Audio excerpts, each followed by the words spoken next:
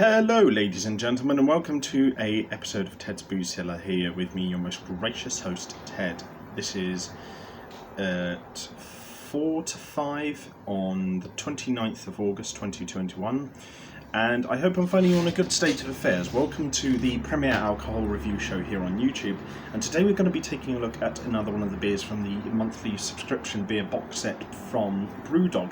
This time it's going to be from one of their partner breweries though, so this is Funky Fluids Over and Oat New England Session IPA, and this is what I've been wanting for some time, because the last couple of subscription boxes from Brewdog have kind of been just filled with a lot of like weird concept beers that just haven't been particularly good. And generally speaking, I like concept beers that are sort of adventurous and have weird, wacky flavours, if they're done right.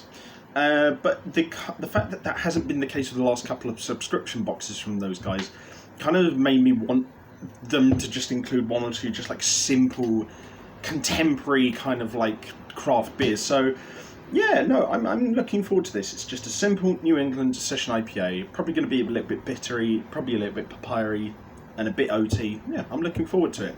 It says brewed and canned in the UK by Brewdog PLC. It's a... what's the ABV of this? Because I can't find that anywhere on the can. It's absolutely... oh, there we are. 5.1%. It's got a bitterness rating of 2 out of 5. So that sounds pretty promising for first time entrance into the world of IPA. So first off, I will say that I'm not sure about the colours and design of the can. I will say the logo of Funky Fluid is pretty interesting and I like that, but like the rest of it's just kind of a bit of a mess. So I'll give the design of the can a 4 out of 10. There's some interesting art concepts going on there, but yeah, it's just a bit of a mess to be honest.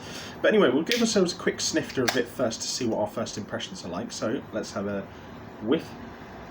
Bit papyry, but a real sort of bitter mangoiness. So that's quite a nice smell actually. It sort of gives me an impression of just a good standard IPA. So I'm looking forward to this already. I'll give it a good 7.5 out of 10. It's actually no, I'll be generous. I'll give the smell an 8 because it's quite welcoming. I just feel there could be a little bit of a sharpness to counteract the sweetness of the mango in that flavour. But yeah, no, I'm looking forward to this. So we'll serve ourselves a quick palate cleanser of water.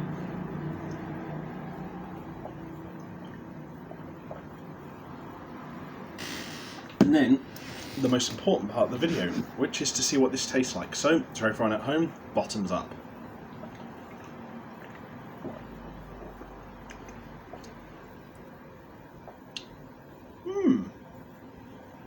Oh, that's interesting.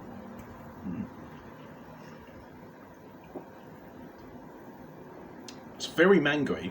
I mean, you know, a lot of IPAs are really. And that is the main flavour going on here. It's mangoey with a slight undertone of oatiness, with a little bit of a bitter finish. So, as it said on the can, it's got a bit of a bitter kick at the back, but it's quite mild and subdued. So, for first-time IPA drinkers, this is probably a good entry point because that bitterness is quite sort of mellowed out. But generally speaking, it's good. It's smooth. The flavour is just very simple. It's just mango with a bit of oatiness and a tiny bitter sort of lemon rindy kick at the end. Just complements each other. Each of those three flavours complement each other really nicely.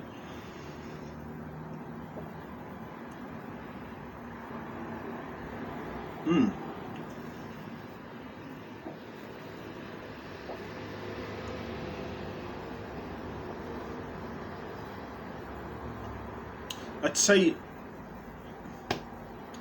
I'm going to give it an 8.25. This is a really, really good IPA. I think the main thing that's missing from it is it needs a slightly fuller body of flavour, because just having the mango as being the main crux of the flavour isn't a bad thing at all. And it isn't even bad inherently either, but it's just like it's just like there's not much to go on in terms of like sort of like when you take in that first gulp, and it's sort of like just the flavour kind of takes a bit of time to sort of like really settle into your taste buds, and not in a way where it's just like it smoothly fizzles in. It's just like there's not much taste to begin with, and then it's like woof, this big rush of mango. So I feel like the balance of flavour could be mellowed out a little bit more. The bitterness at the end, I think, could be toned up a little bit, and I think it could have a bit more of a citrusy through line as well, and the oatiness could be refined a little bit better. But generally speaking, it's a smooth drinking experience, and I would describe it actually as kind of like drinking a boozy, fizzy mango Rubicon. It really does feel like that. But yes, generally it's refreshing, it's light, it's very palatable, it's a good entry point for first time IPA drinkers, and I would gladly go out my way to get this again. So yeah, a good solid 8.25, possibly raising up to an 8.5. I think it's almost at the cusp of being an elite level beer, with just a tiny bit of refinement it most certainly would be. But yeah, really, really solid stuff. I like this very, very much. But anyway, if you guys liked this video, or you agree or disagree with my rating, or you have any suggestions for future episodes of Ted's Booze Cellar, let me know in the comment section down below, as well as also leaving a like, share and subscribe. And if you want to check out anything else I do online, I'll leave the links to all that in the video description down below. But until next time, have fun, stay safe with whatever you're doing, and don't do anything I wouldn't do. Wash your hands, take a mask with you to the shops, drink responsibly, know your limits, and I'll see you guys at the bar next time on Ted's Booze Cellar. Bye bye for now.